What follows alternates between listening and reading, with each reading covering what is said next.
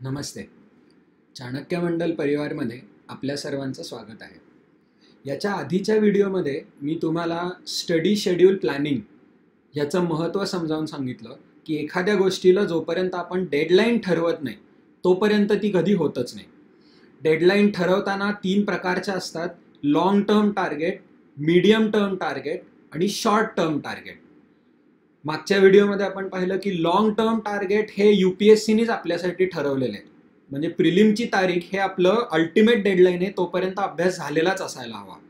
Medium term target म्हणजे काही महिन्यांचं असतं आणि शॉर्ट टर्म टार्गेट म्हणजे एकदा एक विषय उचलला की आता मी तो कधीपर्यंत संपू. हे आपण अनेक वेळेला असं करतो की स्वतःला गोल ठरवतो की चला मी पहिला विषय लेटेस्ट से इंडियन पॉलिटी घेतला, लक्ष्मीकांतचं पुस्तक उचललं आणि आपण जोशामध्ये ठरवतो की चला आजची काय, आज तारीख समजा काहीतरी 1 मे आहे, तर माझी 30 मे पर्यंत लक्ष्मीकांत संपलेलंच असायला हवं.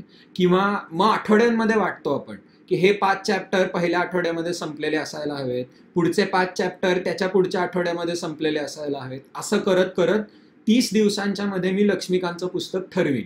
ठीक आहे. फार जोशाने आपण प्लॅन्स ठरवतो, पण अनेक वेळेला असं होतं की ऍक्च्युअल अभ्यास करायला सुरुवात केली की सगळं बोंबलतं. म्हणजे मग लक्षात येतं की आपण एका दिवसाला 2 चॅप्टर संपवायचे ठरवले होते, एका दिवसाला अर्धा चॅप्टर पण संपत नाही. मग काय करायचं आता? आणि मग हळूहळू आपण प्लॅन बनवताना ठरवलेलं असतं एक, होतं तिसरंच काहीतरी, आणि आपण हळूहळू डिजेक्शन येत जातं आपल्याला की आता काय करू. म्हणजे आणि मग शेवटी आपण प्लॅनिंगच खड्ड्यात जाऊ दे म्हणतो आणि पुस्तक उचलतो आणि जेव्हा जसं वाटेल तसं अभ्यास करायला सुरुवात होतो आणि इकडे आपली अभ्यासाची ट्रेन डिरेल होते. आपला दिशाहीन अभ्यास सुरू होतो. म्हणजे एखाद्या वाऱ्यावर जसं पीस उडत असतं, जसं वाऱ्याची झुळूक जशी येईल तिकडे तसं जातं. आज वाटलं जॉग्राफी उचलतो, जॉग्राफीचा अभ्यास केला. उद्या वाटलं पॉलिटी उचलतो, पॉलिटीचा अभ्यास केला. काही एक दिशा राहत नाही अभ्यासाला. आणि हे का होतं? The answer is again failure of short term goal setting. तुम्ही गोल सेट करताना तुम्ही काय विचार केला रे की ह्या काळामध्ये एवढं संपेल, याच्या मागे काही स्ट्रॅटेजिक थिंकिंग होतं का? किंवा तुम्ही डेटा गॅदर केला होता का? हे गोल जो तुमचा आहे तो रिअलिस्टिक होता का, फारच सोपा होता का, जस्ट काहीतरी होता? ठीक आहे.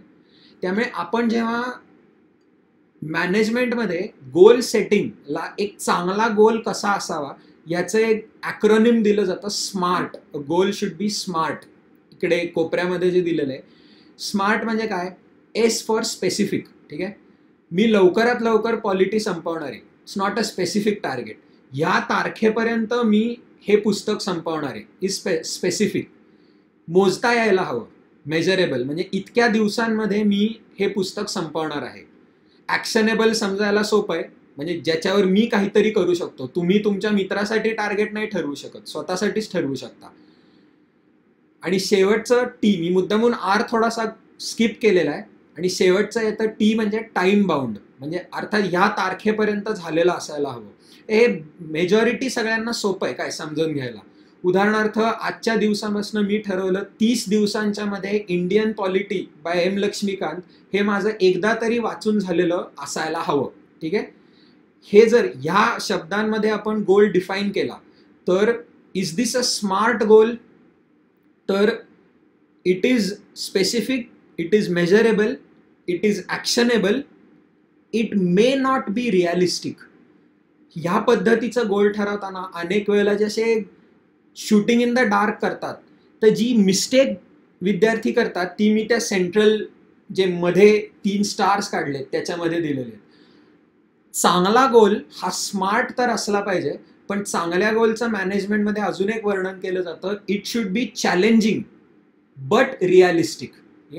आता म्हणजे काय की इकडे मी जो तो व्हर्टिकल ग्राफ काढलेला आहे बघा, त्या सेंट्रल आडव्या पट्टीमध्ये इमॅजिन करा की या ग्राफवर तुमची जी कपॅसिटी आता अभ्यास करण्याची तुमची कपॅसिटी, ठीक आहे, ती त्या पातळीची आहे. तुम्ही जर त्या पातळीपेक्षा अति डिफिकल्ट गोल सर्वात वर दिलाय तसा ठरवला तर काय होणार आहे? तुम्हाला गोल ठरवताना ठरवणं सोपं आहे. स्वतःला काय सांगायचं म्हणलं तर 24 तासामध्ये मी अख्खं लक्ष्मीकांत वाचून संपवीन हे येतं ठरवता. अरे पण ते खरंच पाळता येणार आहे का तुला, याचा विचार कर. तुम्हाला तुमच्या कपॅसिटीच्या अति पलीकडचा जर गोल तुम्ही ठरवला तर तो अति अवघड असणार आहे. It is going to be too difficult. आणि मग हे ज्या मी मगाशी जी एक स्टँडर्ड कॉमन स्टोरी तुम्हाला सांगितली ना, की अभ्यास करायचं ठरवलं, भरपूर प्लॅनिंग केलं, पण एकदा प्लॅन इम्प्लिमेंट करायला गेलो की सगळं बोंबलतं. ते का होतं? कारण की अनेक वेळेला विद्यार्थी स्वतःची अभ्यासाची कपॅसिटी ओव्हर एस्टिमेट करतात. ठीक आहे, आणि स्वतःसाठी अति अवघड असलेले टार्गेट्स ठरवतात आणि एका पॉइंटला ते इतकं मग प्लॅन विस्कटतो सगळा की आपण मग सोडूनच देतो. ठीक आहे, हे मेजर कारण आहे की सगळ्यांचे शॉर्ट टर्म प्लॅन्स डिरेल का होतात ते. ठीक आहे, दुसरं टोक म्हणजे की तुमच्या करंट कपॅसिटीच्या पेक्षा फार अलीकडचं टार्गेट जर तुम्ही ठरवलं, म्हणजे उदाहरणार्थ तुम्हाला एम लक्ष्मीकांतचं एक पुस्तक पहिल्यांदा पुस्तक वाचताना 30 दिवस लागत आहेत आणि तुम्ही ठरवलं मी 3 महिन्यांमध्ये वाचून पूर्ण करीन एम लक्ष्मीकांत. ठीक आहे, कदाचित तुमच्या परीक्षेच्या अटेम्प्टला अजून 3-4 वर्ष असतील, त्यामुळे तुम्ही रिलॅक्स्ड आहात आणि ठरवलं की ठीक आहे 3 महिन्यांमध्ये मी आरामात आज एखादं पान, उद्या दुसरं पान वगैरे असं करत 3 महिन्यांमध्ये मी एम लक्ष्मीकांत संपवतो. खरं म्हणजे हे टार्गेट तुम्हाला वाटेल की कदाचित मी ठरवलं होतं 3 महिने पण माझं 2च महिन्यात झालं, किती छान. पण तुम्ही तुमची स्वतःची कपॅसिटी पूर्णपणे युटिलाइज नाही केलेली, हा त्याचा अर्थ होतो. ठीक आहे, कारण की तुमच्या आत्ताच्या करंट कपॅसिटीपेक्षा अति अलीकडचं टार्गेट पण ते असून चालत नाही. ठीक आहे, तुम्हाला चांगलं टार्गेट म्हणजे काय की स्वतःला पुश करायला लावेल ते, पण थोडंसंच. म्हणजे तुमच्या करंट कपॅसिटीपेक्षा थोडंसं वरचं टार्गेट असायला हवं ते. म्हणजे फार सोपं पण नाही, फार अवघड पण नाही, असं टार्गेट असायला हवं. त्यामुळे स्वतःला ठरवताना, स्वतःला जेव्हा शॉर्ट टर्म टार्गेट आपण ठरवतो, म्हणजे काय की एका दिवसामध्ये किंवा एका आठवड्यामध्ये किंवा एका महिन्यामध्ये माझं कितपत झालं पाहिजे वाचून, अभ्यास करून, हे जेव्हा ठरवतो तेव्हा स्वतःला हा टार्गेट गोल सेटिंगचा मंत्र लक्षात ठेवा. Challenging but realistic. म्हणजे स्वतःला अवघड असलं पाहिजे ते, पण इतकं पण अवघड नाही की सगळंच फिसकटेल, पण म्हणून इतकं पण सोपं नाही की तुम्हाला आरामात ते टार्गेट अचीव्ह करता येईल. स्वतःची कपॅसिटी पुश करायला लागली पाहिजे, पण फार नाही, not to the breaking point. तुमची अभ्यासाची कपॅसिटी वाढत कधी जाणार आहे? जेव्हा तुम्ही ही चॅलेंजिंग बट रिअलिस्टिक असं टार्गेट जेव्हा सेट करता, तेव्हाच तुमची अभ्यासाची कपॅसिटी वाढत जाणार आहे. ठीक आहे, हे बोलायला फार छान सगळं अनेक जणांना पटलेलं असेल. मी वर्गामध्ये पण जेव्हा असं हे सांगतो की किती जणांचं असं प्लॅन फिसकटतात, तेव्हा सगळे जण हो हो, म्हणजे 90% जण करतात असं. आणि मग हे जेव्हा सांगतो तेव्हा विद्यार्थ्यांचा पहिला प्रश्न असतो की दादा कपॅसिटी म्हणजे काय? कारण की नुसते हवेमध्ये शॉट्स मारून चालत नसतं. तुम्हाला आत्ताची माझी कपॅसिटी काय आहे अभ्यासाची हे मेजर करता येणं गरजेचं असतं. तुम्ही मेजर केलं की मग तुम्ही टार्गेट्स ठरवू शकता. ओके, आता म्हणून सर्वात डावीकडच्या 3 मुद्द्यांवर या. पहिला मुद्दा काय असतो शॉर्ट टर्म टार्गेट सेट करताना, की मी आत्ता कुठे आहे, माझी आत्ताची कपॅसिटी काय आहे, हे पहिले शोधून काढावं लागतं आपल्याला. त्यामुळे measuring current capacity is target number 1. कसं करायचं आहे? तर पहिली गोष्ट म्हणजे स्वतःची कपॅसिटी मोजण्याचे क्रायटेरिया काय हे समजून घेणं गरजेचं आहे. तर पहिल्या टप्प्याला तरी मोजण्याचा क्रायटेरिया असतो वाचनाचा वेग. आणि नुसता वेग चालत नाही, तर तुम्हाला तो विषय कितपत समजतोय. उदाहरणार्थ तुम्ही एम लक्ष्मीकांत उचललं आणि तुम्ही दिवसाला 10 पानं वाचू शकताय असं तुमच्या लक्षात आलं, तर ते नुसतं अक्षरांवरनं नजर फिरतीये का बाबा तुम्हाला ते समजतंय पण, हा महत्वाचा फरक आहे. लक्षात घ्या की जो विषय तुमचा स्ट्रॉंग विषय आहे त्याच्यामध्ये तुमचा वाचन वेग पण जास्ती असणार आहे आणि आकलन वेग पण जास्ती असणार आहे. Your reading speed and your understanding speed is going to be faster. म्हणजे ह्याचा अर्थ होतो जो आपला नॅचरली स्ट्रॉंग विषय आहे तो कमी टाइम पिरियडमध्ये संपणार आहे आणि जो अवघड विषय आहे किंवा जो वीक विषय आहे त्याला जास्ती वेळ गरजेचा असणार आहे. त्यामुळे पहिली गोष्ट असते की आपला वाचन आणि अंडरस्टँडिंग याचा स्पीड मेजर करता यायला हवा. याच्यासाठी गरजेचं काय असतं एक सेल्फ ॲनालिसिस करणारी डायरी किंवा जर्नल मेंटेन करा तुम्ही. अनेक जण काय करतात की पुस्तक उचललं, उघडलं आणि वाचायला लागले, असं करतात. नका करू तसं. कुठलंही नवीन पुस्तक तुम्ही उचललं की पहिल्यांदा जेव्हा चॅप्टर 1 पासून वाचायला लागाल तेव्हा शेजारी पहिलं अक्षर वाचायला लागण्याच्या आधी स्टॉपवॉच सुरू करा आणि एक पान वाचून झालं की स्टॉपवॉच बंद करा. ठीक आहे, तुमच्या नॅचरल रीडिंग स्पीडनी वाचा, ते उगाच पळवायला प्रयत्न करू नका. असं एक 3-4 दिवस करा आणि मग त्याचं ॲव्हरेज काढा. म्हणजे समजा आज मी 5 पानं वाचली तर प्रत्येक पानाला किती मिनटं लागली ते त्याची ॲडिशन करून डिवायडेड बाय 5 म्हणजे मला एक पान वाचायला किती मिनटं लागतात. ठीक आहे, असं 3-4 दिवस करा, कारण की आपली मेंटल फ्रेशनेस किती आहे ह्याच्यावरनं पण रीडिंग स्पीड बदलत राहतो. तुम्ही जर झोपाळलेले असाल तर रीडिंग स्पीड उतरतो आणि मन जेव्हा तल्लक आणि फ्रेश असतं तेव्हा रीडिंग स्पीड जास्ती असतो. त्यामुळे ह्या सगळ्या प्लस मायनस गोष्टींचं कॅन्सल आउट करण्यासाठी स्वतःला एक पान वाचायला, ॲव्हरेज एक पान वाचायला किती मिनटं लागतात हे it is going to be book specific, काय त्यामुळे बदलत राहील ते. तर पहिली गोष्ट म्हणजे ते मोजा की एक पान वाचायला ॲव्हरेज किती वेळ लागतो. मग पुढचं काम सोपं आहे. तुम्हाला अख्खं पुस्तक म्हणजे एक पान वाचायला ॲव्हरेज जितकी मिनटं मल्टिप्लाइड बाय पुस्तकाला जितकी पानं आहेत तितकी, म्हणजे तुम्हाला अख्खं पुस्तक वाचायला किती मिनटं लागतील हे तुम्ही शोधून काढलं. Time required to finish the book. तुम्हाला समजा लक्षात आलं की एम लक्ष्मीकांत संपवण्यासाठी तुम्हाला 600 मिनटं लागतील, म्हणजे थोडक्यात 10 तास लागतील. आता पुढचं पाऊल असतं की तुम्ही एकदा लक्ष्मीकांत वाचायला घेतलं की तुम्ही ते कंटिन्युअस किती वेळ वाचत राहू शकता.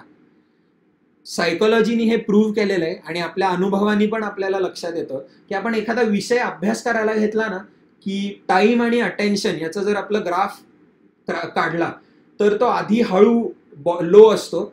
पहिली 5-10 मिनिटं तर आपल्याला त्या विषयामध्ये शिरायलाच लागतात, म्हणजे मन सारखं इकडं तिकडं पळत असतं, त्याला फोकस कर रे बाबा हे सांगण्यासाठी पहिली 5-10 मिनिटं जातात.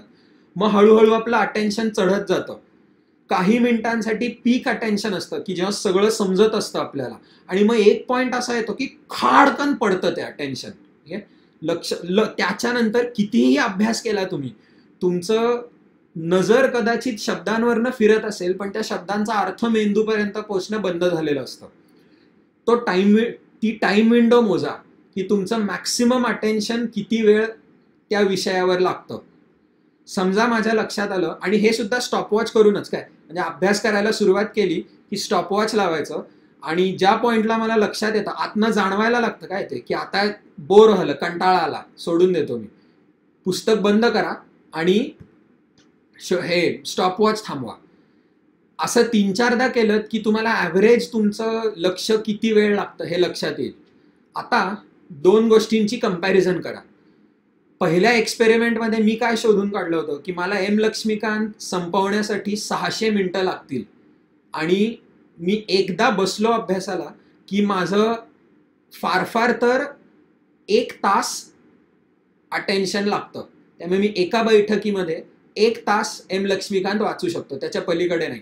आणि आता सिम्पल मॅथ्स आहे, पुस्तक संपवण्यासाठी मला 10 तास लागणार आहेत, एका बैठकीमध्ये मी फक्त 1 तास अभ्यास करू शकतो, म्हणजे 10 सिटिंग्समध्ये माझं एम लक्ष्मीकांत संपू शकतं. आणि आता एका दिवसामध्ये तुम्ही किती वेळेला सिटिंग करणार आहात याच्यावरनं दिवस कॅल्क्युलेट करू शकता. समजा माझ्या लक्षात आलं की मी सकाळी 1 तास अभ्यास करतो आणि संध्याकाळी 1 तास अभ्यास करतो, म्हणजे दिवसातनं 2 तास मी घड्याळाचे 2 तास एम लक्ष्मीकांत वाचत असतो आणि 10 तास म्हणजे माझं 5 दिवसांमध्ये एम लक्ष्मीकांत वाचून पूर्ण होऊ शकतं. आता हे जे टार्गेट आहे, दिस इज अ रिअलिस्टिक टार्गेट. मी स्वतःला माझी आत्ताची कपॅसिटी मेजर केली आणि 5 दिवसांमध्ये मी एम लक्ष्मीकांत संपवू शकतो, हे सायंटिफिक दृष्ट्या कॅल्क्युलेट केलं. ठीक आहे, आता पुढचा पॉइंट येतो की हे जे आहे ना, ही म्हणजे तिसरा पॉइंट मी कव्हर केला इकडे की सेट अ चॅलेंजिंग गोल, स्वतःच्या कपॅसिटीला थोडंसं पुश केलं पाहिजे. आणि दुसरा मुद्दा येतो, तुम्हाला वाटेल कदाचित आज जर 1 तारीख असेल तर 5 दिवस म्हणजे 6 तारखेपर्यंत माझं एम लक्ष्मीकांत झालेलं असायला हवं, असं कदाचित तुम्ही टार्गेट ठरवाल.